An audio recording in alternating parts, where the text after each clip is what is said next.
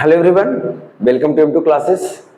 आज का class miscellaneous level का लास्ट क्लास है, जिसमें टाइम स्पीड डिस्टेंस के कुछ सवाल आपके लिए सिलेक्ट किए गए हैं। टाइम स्पीड डिस्टेंस एक ऐसा टॉपिक होता है जहां पे सवाल का कॉम्प्लिकेशन जितना आप बढ़ा सकते हैं आपके पास उतना जगह होता है। कहने का मतलब लेवल की कोई लिमिट नहीं होती है टाइम स्पीड डिस्टेंस पे, आप जितना ऊपर लेवल लेकर जा सकते हैं। एक साधारण से सवाल को आप बड़े लेवल तक लेकर जा सकते हैं, जहां पे सवाल को समझने में आपको बहुत समय लगने वाला है, जहां पे सवाल को पढ़ने में बहुत समय लगने वाला है। कभी कभी ऐसा होता है कि कुछ कॉम्प्लिकेशन लेवल इतना हो जाता है कि आप सवाल देख के छोड़ देते हैं पढ़ना ही, आपको सवाल इतना बड़े तरीके से फ्रेम की जाती है। तो इस तरह की कुछ सवाल मैंने सिलेक्ट किए हैं। कुछ ऐसे सवाल हैं जो वाकई बहुत बड़ा है, कुछ ऐसे सवाल है जो मीडियम लेवल है, साइज के अनुसार बात कर रहा हूं, और कुछ ऐसे सवाल हैं जो छोटे हैं, लेकिन कॉन्सेप्ट का लेवल तीनों का एक पर एक मिलने वाला है, सॉल्यूशन उतना ही छोटा। जैसा कि आपको पता होगा, सवाल अगर बड़ा है तो जरूर पढ़े, क्योंकि सॉल्यूशन उसका छोटा होगा। इस उम्मीद के साथ कि आपको क्लास पसंद आ रहा होगा, आप वीडियो शेयर जरूर कर रहे होंगे, सब्सक्राइब भी कर चुका है तो जल्दी से एक बार फिर से पहली बार की तरह आप इस बार भी इस वीडियो को शेयर कीजिए, लोगों तक पहुंचाइए। और आपके स्क्रीन पे जो सवाल फर्स्ट आने वाला, आप इस सवाल को बड़े आराम से पढ़िए, सवाल को पढ़िए और देखिए सवाल क्या है। एक बार आप मेरे साथ आप आ सकते हैं। सवाल कह रहा है कि हिंदी में पढ़ दे रहा हूं। एक शरारती पक्षी है जो एक कार के ऊपर बैठी है, यह एक दूसरी कार जो 12 किलोमीटर की दूरी पर है उसको अपनी ओर आते देखती है।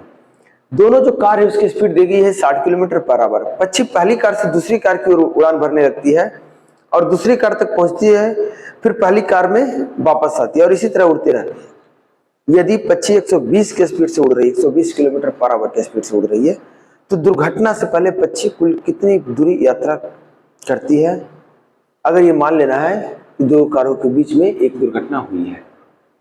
अब इस सवाल को मैं समझाने की कोशिश कर रहा हूं, आप इसको बड़े समय देकर बड़े इत्मीनान से इसे पढ़ें, कोशिश करें कि आपको कुछ समझ में आए, एक लॉजिकल व्यू इसका मिल जाए। लॉजिकल व्यू किसको बोलते हैं वो आपको भी समझाने वाला। बहुत लोग को पता नहीं है कि अर्थमेटिक में लॉजिक क्या होता है। आप इस सवाल से समझने की कोशिश कीजिए। सवाल को मैथमेटिकली बनाते हैं, समझते नहीं है, इस बात का ध्यान रहे। अर्थमेटिक एक ऐसा सेक्शन है जहां पे आपको समझना लॉजिकली ही पड़ेगा और बनाना होगा मैथमेटिकली।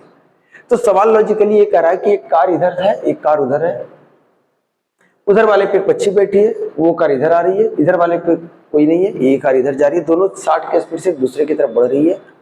एक मोमेंट पे ऑब्जर्व किया गया कि दोनों के बीच की दूरी 12 किलोमीटर है, जैसा सवाल में कहा गया है। दोनों जो कार एक मोमेंट पे जब ऑब्जर्व किया, दोनों के बीच की दूरी 12 किलोमीटर थी। यहां से पक्षी उड़ी, इधर आई। अब नोटिस कि जब इधर पक्षी आ रही होगी तो ये कार इधर जा रही है, वो कार भी इधर आ रही है। क्योंकि कार की स्पीड मात्र 60 है, पक्षी की स्पीड 120, तो जल्दी से यहां पहुंच जाएगी। इससे जैसे ही इससे टकराने वाली होगी, रिटर्न हो गई।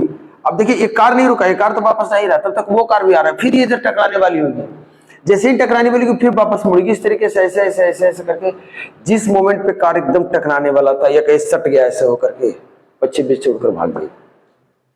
आपको बताना है कि टोटल जो दूरी है पक्षी द्वारा चली गई वो दूरी कितनी है।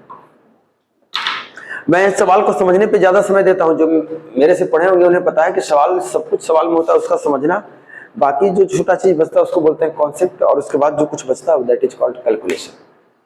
तो वो बहुत आसान सा चीज होता है। अब इस सवाल को सॉल्व करते हैं। पहले समझाते हैं आपको एक बार फिर से। यहाँ पे एक कार है, सेकेंड कार, यहाँ पे कार है, फर्स्ट वाला। यहाँ पे जब कार थी उधर से आ रही तो वहां पहुंची होगी, इधर से ये आती हुई यहाँ पहुंची है। इसी टाइम आप मोमेंट पे टाइम स्टार्ट करना शुरू किए। आपको पता चला है कि दोनों कार के बीच 12 किलोमीटर की दूरी है। ये 60 किलोमीटर पर घंटा से इधर आ रही है और ये भी 60 किलोमीटर पर घंटा से इधर। पक्षी यहां से उड़ती है। पक्षी किस कलर की होती है मालूम है? चलिए, तो पक्षी यहां से जब उड़ती है तो ये इधर की ओर भागती है, इधर की ओर भागती है। तब तक ये कार घसक के यहां आ चुका होगा और ये भी कार कुछ आगे बढ़ चुका होगा। लेकिन पक्षी का जो उड़ने का जो लेंथ है वो यहां से यहां तक यहाँ आ चुका है। जैसे ही यहाँ पे आएगा उधर से कार आएगा, कार देखकर पक्षी वापस मुड़ गई होगी। देखिए पक्षी यहां से यहां आई, वापस मुड़ गई। मान लेते हैं जब पक्षी यहां पे आई थी तब तक ये कार जो कंटिन्यू चल रहा था वो यहां पे आ चुका है और ये कार भी कुछ आगे आ चुका होगा। फिर ये यहाँ से मुड़ी होगी 25, फिर यहाँ पे आई होगी, तब तक ये कार यहाँ आ चुका होगा और ये कार भी आगे आ चुका होगा। इस तरीके से ऐसे ऐसे करते करते यहाँ से 25, लास्ट में ये कार भी यहाँ, ये कार भी यहाँ, 25 भी यहाँ।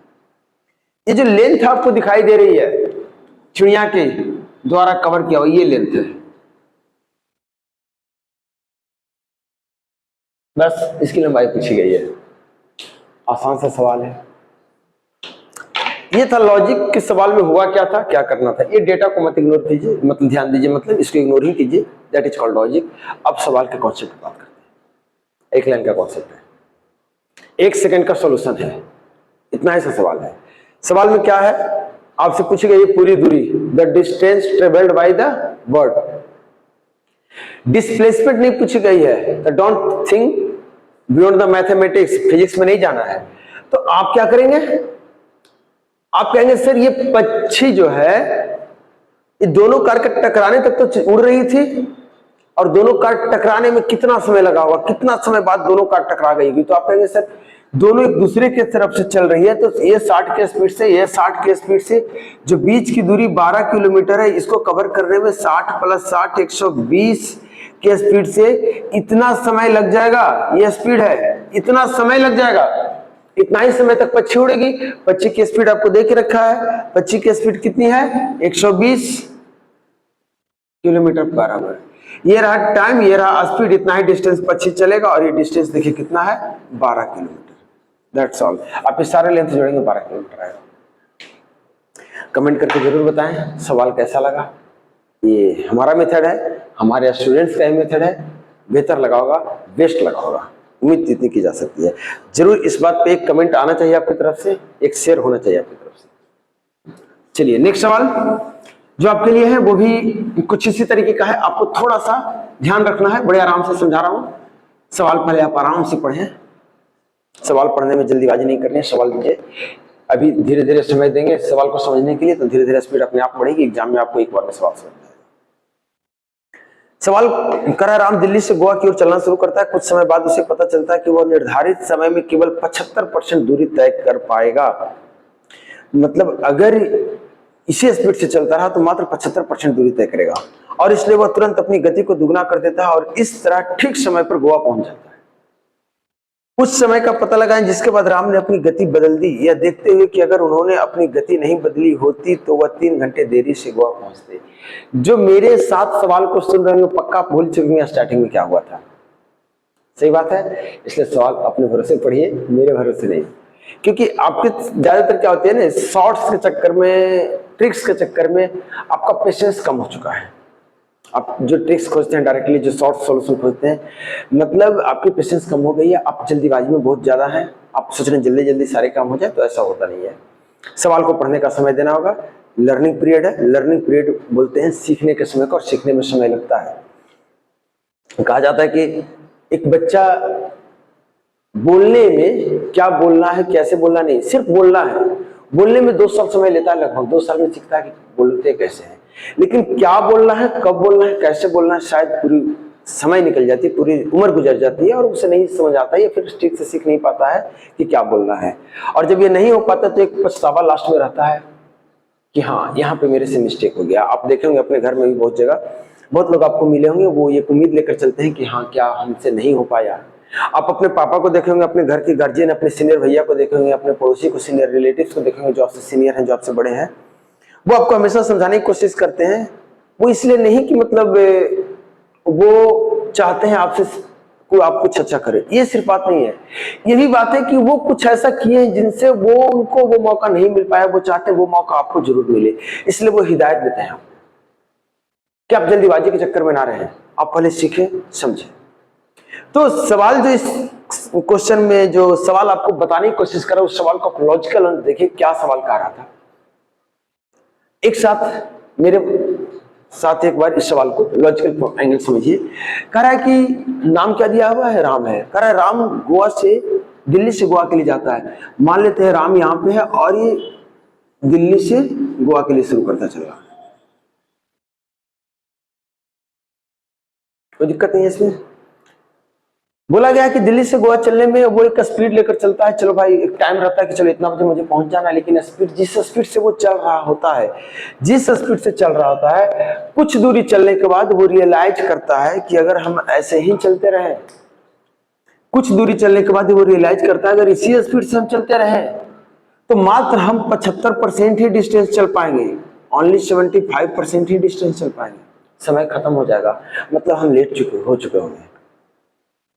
तो वो क्या करता है, जैसे ही उसको पता चलता है ये बात, वो स्पीड को डबल कर लेता है, मतलब कुछ दूर एक स्पीड से चला होगा, अगर ऐसे ही बात कर रहा हूं तो फिर स्पीड कितना लिया होगा, डबल कर दिया होगा, और जब ऐसा करता है तो वो समय पर पहुंच जाता है। क्लियर? एक बात और कही गई है, अगर वो ऐसा नहीं करता तो वो 3 घंटे की देरी से पहुंचता, 3 घंटे की देरी से पहुंचता।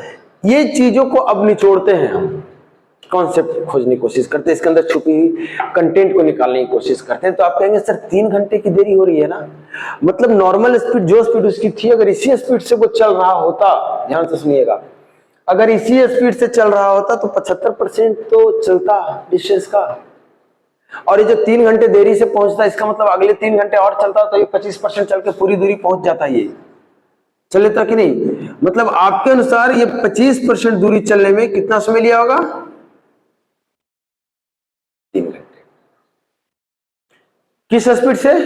नॉर्मल स्पीड से, ध्यान देना है। अब ये अगर 25% दूरी चलने में 3 घंटा ले रहा है नॉर्मल स्पीड से, तो अगर ये 75% नॉर्मल स्पीड से चलता, अगर 75% दूरी चलता नॉर्मल स्पीड से, तो कहते हैं सर 9 घंटा लेगा, ये लेगा कि नहीं लेगा? 9 घंटा। क्लियर है? मतलब 9 घंटा उसकी एक्चुअल समय थी, 9 घंटा उसकी एक्चुअल समय थी, 9 ही घंटा में उसको 75% दूरी चल पा रहा है वो अपने नॉर्मल स्पीड से, कोई दिक्कत नहीं। अब मुझे बताइए कि अगर 9 घंटे में वो 75% दूरी चल रहा है नॉर्मल स्पीड से, 25% दूरी चल रहा है 3 घंटे में, स्पीड डबल कर देगा, ध्यान से देखना, स्पीड डबल कर देगा, स्पीड डबल कर देगा। मैं इसी की बात कर रहा हूं, किसी की बात कर सकते हैं, इसी की बात कर रहा हूं। अगर स्पीड डबल कर देगा, स्पीड डबल कर देगा मतलब इसी 25% दूरी को, इसी 25% दूरी को चलने के लिए मात्र 1.5 घंटा का समय लगेगा, मात्र 1.5 घंटा, आधा घंटा समय लग जाएगा, क्योंकि स्पीड हो चुकी है डबल। यहां तक आप साथ हैं तो मुझे बताइए सिर्फ इतना कि टोटल दूरी तो 9 घंटे में तय करनी थी, एक्चुअल समय हमें पता चला है, क्योंकि स्टार्टिंग में बोली गई थी कि 75% दूरी ही चल पाएगा एक्चुअल समय में, और 75% दूरी चलने के लिए 9 घंटा लगा, मतलब यहाँ पे जो समय है, यहाँ पे जो समय है, ये सारा मिलकर 9 घंटा होना चाहिए। क्या सही बात बोल रहा हूं मैं? ध्यान से देखना है। 3 घंटे यहां चलेगा, 1.5 घंटे यहां चलेगा, ये नॉर्मल स्पीड वाली है, ये डबल स्पीड वाली है, स्पीड लिखा हूं मैं, ये नॉर्मल स्पीड वाली है, ये डबल स्पीड वाली है। इस तरीके से टोटल समय कितना लगना चाहिए? 9 घंटे। आप मुझे बताइए इसमें कितना गुना करेंगे कि 9 आएगा? तो कहेंगे सर 3 है, ये 1.5 है, कितना आता है? 4.5, 4.5 दूना 9, 3 दूना 9, मतलब 6 घंटे चला नॉर्मल स्पीड से और 3 घंटे चला डबल स्पीड से। यही पूछ रहा था कितने घंटे नॉर्मल स्पीड से चला या कितने घंटे बाद स्पीड बढ़ाई, वो है 6 घंटा। लास्ट लाइन समझ में आई? कमेंट कीजिएगा। सॉल्यूशन आपको ऐसे ही मिलने वाला, आपको सिर्फ सवाल को समझना है, सवाल को समझ जाएंगे उसके बाद सवाल में कुछ होता नहीं है, आपको देखना है। लीजिए नेक्स्ट सवाल देखिए, इसे पढ़िए। इस सवाल में डेटा ही आपको नहीं मिलेगा, कुछ डेटा दिखेगा ही नहीं, आप बनाने की कोशिश कीजिए, मैं आपके साथ पढ़ रहा हूं, पढ़ लीजिए आप इस बार अपने से, मैं आपको समझाऊंगा।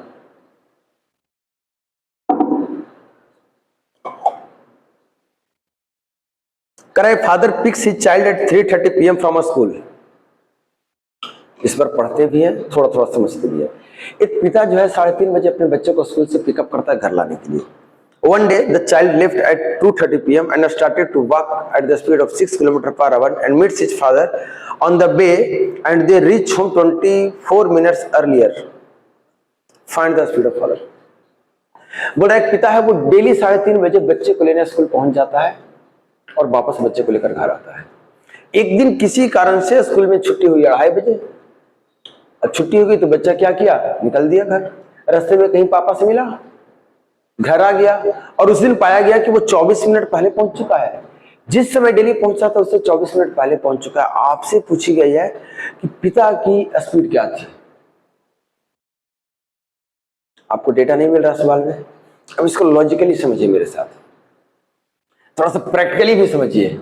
डेली क्या हो रहा है, देखिए ये रहा आपका स्कूल, इधर कहीं आपका घर होगा, ठीक है। आप सोचिए क्या हो रहा होगा। यहां से पिता डेली जाते होंगे, यहाँ पे पहुंचते होंगे, और यहाँ पे घड़ी में कितना बज जाएगा, 3:30। बेटे को लेते होंगे और वापस आ जाते होंगे घर। कोई टाइम होगा जिस टाइम पहुंच जाते होंगे, ये श्योर होता होगा डेली। मुझे नहीं मालूम कौन सा टाइम है, इस सवाल में भी नहीं दिया है, जरूरत भी नहीं पड़ेगी। सॉरी।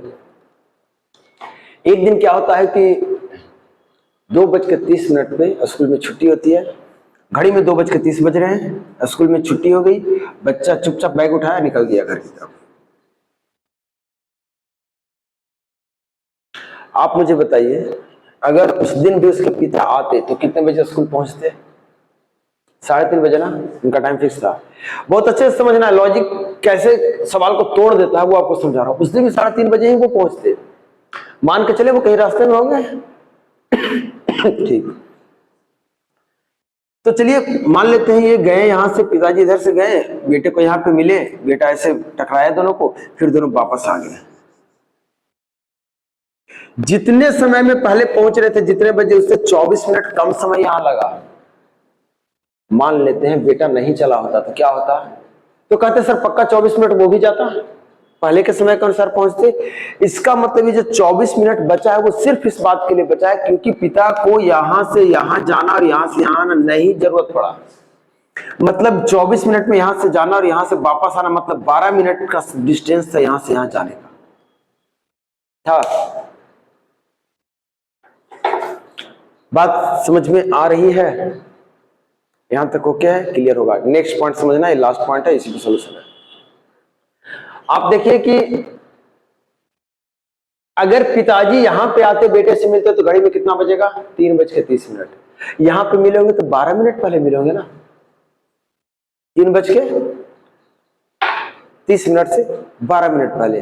2:30 बजे छुट्टी हुई है, मतलब ये यहां से यहां की दूरी जो पिता 12 मिनट में चले हैं, बेटा 3:30 बजे मिलता यार आता, तो यहां पे मिला है 12 मिनट पहले। 1 घंटा था समय, 12 मिनट पहले 48 मिनट।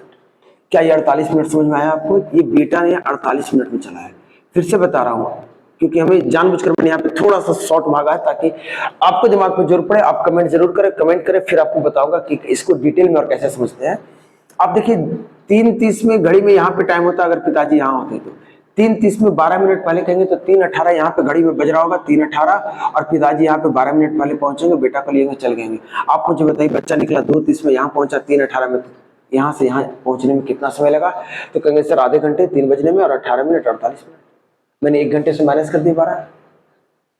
अब मुझे बताइए, जिस दूरी को पिता 12 मिनट में चल रहे हैं, उस दूरी को बेटा कितने मिनट में चल रहा है? 48 मिनट में। ये फादर का टाइम है, ये सन का टाइम है। अगर स्पीड की बात करेंगे तो डिस्टेंस बराबर उल्टा हो जाएगा, 48 और 12, 1 और 4। बेटा का स्पीड आपको दे गया था 6 km/h, and this is the father speed, 6 4 24 km/h। बस इतना ही आपसे पूछा जा रहा था। सवाल में था कुछ? एक कमेंट बनता है, इस तरह का सॉल्यूशन आपको चाहिए, कमेंट जरूर करें, और सिर्फ कमेंट करने से काम नहीं चलेगा, थोड़ा वीडियो को भी शेयर करें, लोगों तक पहुंचाएं। CHSL का एग्जाम चल रहा है, मेरी तरफ से आप सारे बच्चों को ऑल द बेस्ट। अच्छे से एग्जाम दीजिए, एक अच्छा स्कोर अचीव कीजिए, और इस बार ये दिमाग में रहना चाहिए कि इस बार आपको ज्वाइनिंग लेटर लेनी है, ना कि अगले साल की तैयारी करने की। मिलता हूं नेक्स्ट क्लास में। Thank you.